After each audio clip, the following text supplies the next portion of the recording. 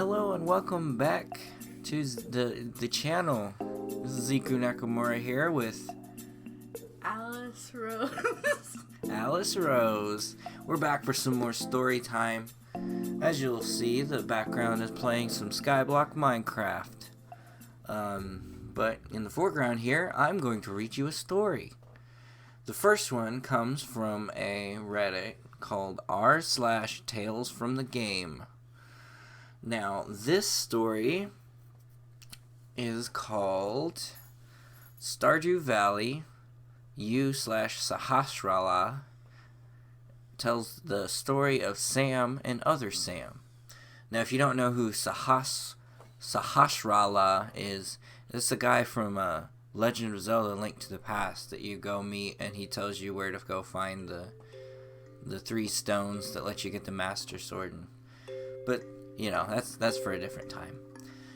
This guy tells the story of Sam and other Sam. And in fashion with it, since this guy is supposed to be an old man in that game, I'm gonna talk like this as long as I can. I hope you are entertained. I accidentally ruined Sam's life. I started the game not knowing anything about the characters and named my farmer Sam.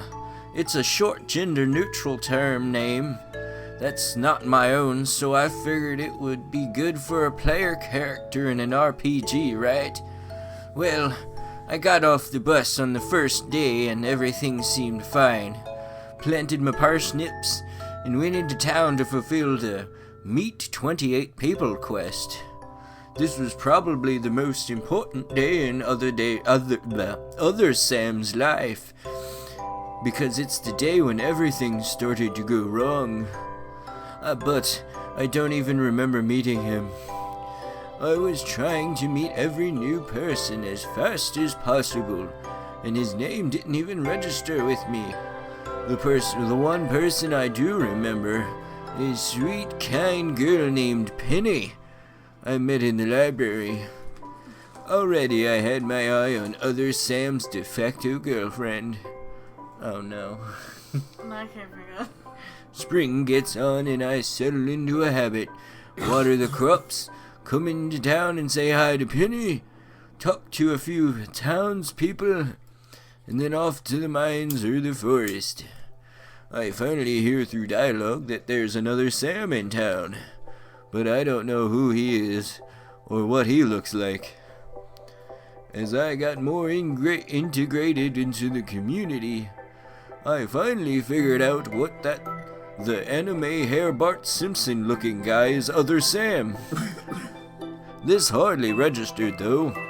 There was an "oh, that's other Sam" moment, but things were going too well to care. The farm was making a tidy profit, and I was advancing through the mines. I was making friends in town and out, and in fall for the first year, Penny and I got married. But let's... Yes, you can do that. You can marry people? At the end of the first year, I'm pretty sure you have to marry somebody, or just wait till the end of the next year.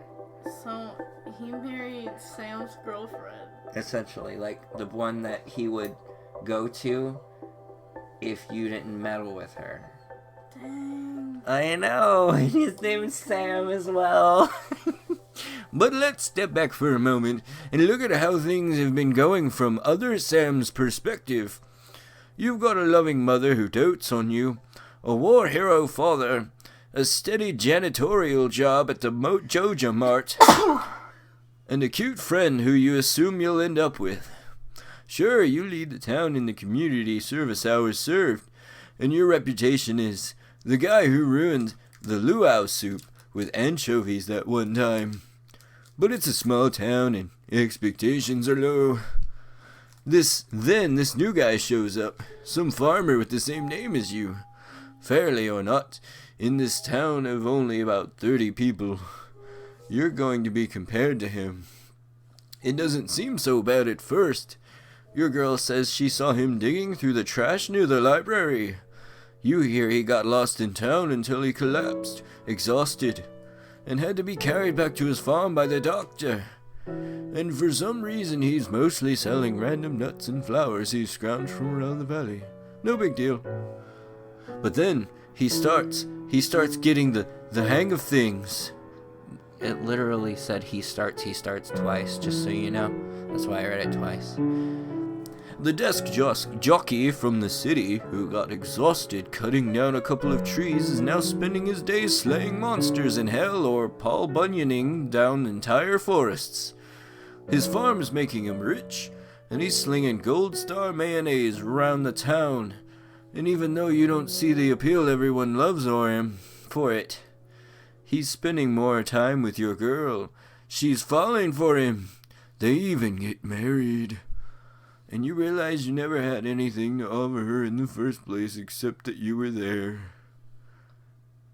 Ouch. It doesn't stop there, though. My accidental ruining of other Sam's life is just getting started. Spring 1 of the second year, I step out onto my porch, and some new guy is there. He says his name is Kent, and he's back from the war, and he thought he'd introduce himself. Well, Kent, you don't know it yet, but I'm going to be your new best friend. Many people in town were very rude or dismissive when I first got here, but you made it your top priority to come out here at 6 in the morning on your first full day back just to say hi. I'm gonna friend you so hard. I'm gonna send you so hard. You know, like, Anyway, so I start playing Kent with mayonnaise, jumping out from behind the bushes as he walks by to throw gifts at him. In retrospect, not the best thing to do considering his PTSD. I start following him around, and it turns out he lives in one of those 2 houses at the bottom end of town that I always ignored.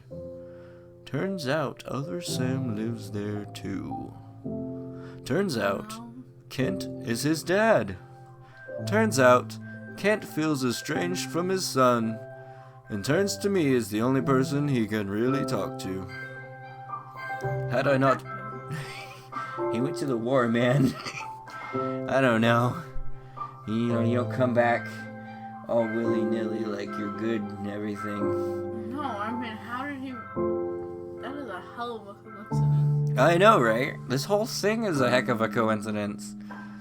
Anyway, had I not been there, would Kent have stopped avoiding his son by standing next to random trees all day waiting for his new friend to stop by? Would he have fixed their father-son relationship instead of befriending an alternative Sam who was easier to talk to? Yeah, probably. But that's not what happened. Instead, Kent found a newer, better Sam who was like a member of the family. Sorry, other Sam. And sorry for taking your mother from you too, because once I started getting closer to Kent, I thought, why not be friends with his wife? Now, instead of doting on other Sam and never making him do any chores, other Sam's mom is making him gut the fish I bring in when I'm invited over for family dinner. Oh, and while all of this is happening, I fix up the community center, get declared the hero of Stardew Valley, and cost other Sam his job at the Joja Mart. He gets a new job at the museum, which he likes. But now 3 times a week he has to see his old friend Penny. She's happy. She has 2 young children. Her mom has her old job back and a new house. Another Sam has to think about how he and Penny never really had much in common in the first place, and if they were together, he'd just be another project for her to take care of. Sam, I didn't mean for any of this to happen. You seem like a nice guy. We didn't really get to know each other, but it was fun playing Solarian Chronicles with Seb that one time. Oh, and sorry for letting you die, but I could only heal one of you, and you need a wizard to fight a wizard. You're always looking out for your younger brother, and he's fortunate to have you. And who knows, maybe one day another new farmer will come to town and your luck will turn. TLDR, I accidentally took Sam's name, his girlfriend, his parents, and his job. And that, ladies and gentlemen, is how you thoroughly screw over an NPC in a video game. Wait, it wasn't an actual person? Alright, so, like, you come into the farm, and, like, you can name your character anything, and the guy chooses Sam. There's another guy named Sam in town, who his dad is the war guy. His mom loves him, and doesn't make him do very many chores. But as soon as you get into the picture, another Sam, they start liking you as the character, not necessarily the son. That's messed up. I haven't seen that happen before. Honestly, I barely even got into their storylines anyway when I played it. Okay then. Well, that was pretty neat. Alright, let's check out some comments. This is the freshest post on this sub in ages. Your writing was delightful and your cruelty sublime. Actually, yeah, that wasn't too bad. That was pretty saucy. You know? Yeah. Anime hair Bart Simpson, thank you for this description. Also, other Sam wishes he was that cool. Oi, Sam is the best boy, he replies to that guy. Alright, I'm gonna switch over to this next one, and Miss Alice is going to read you the next story. No, just go ahead, I'll switch chairs. Here.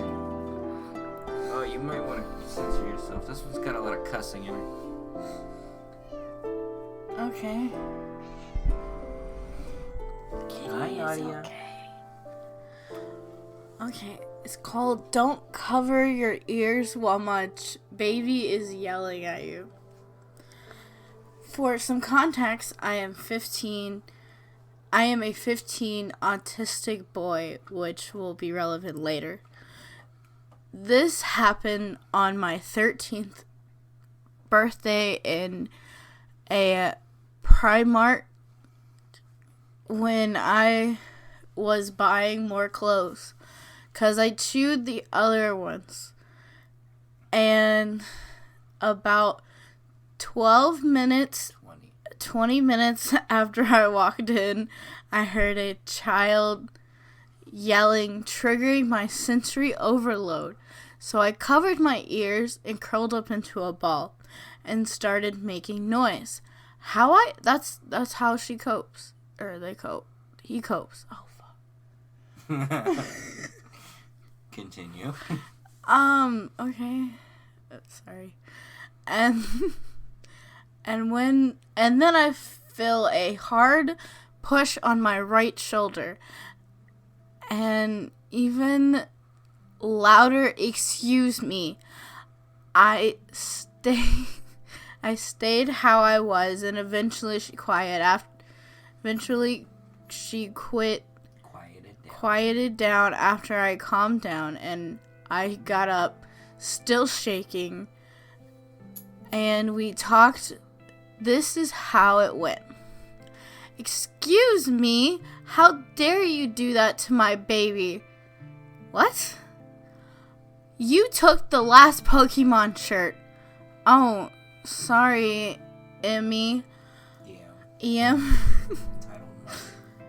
Probably trying to get on my nerves. And you also proceeded to ignore my baby.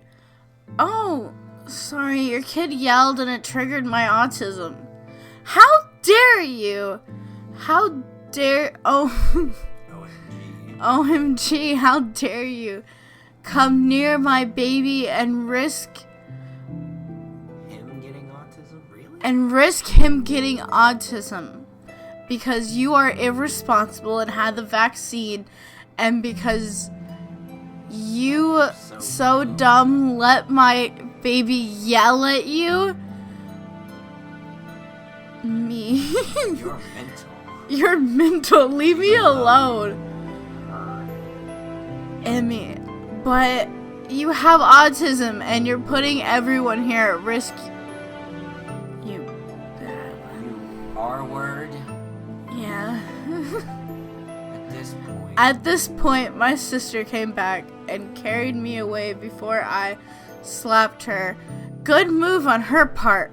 And don't come back, you R word. F word. F dummy.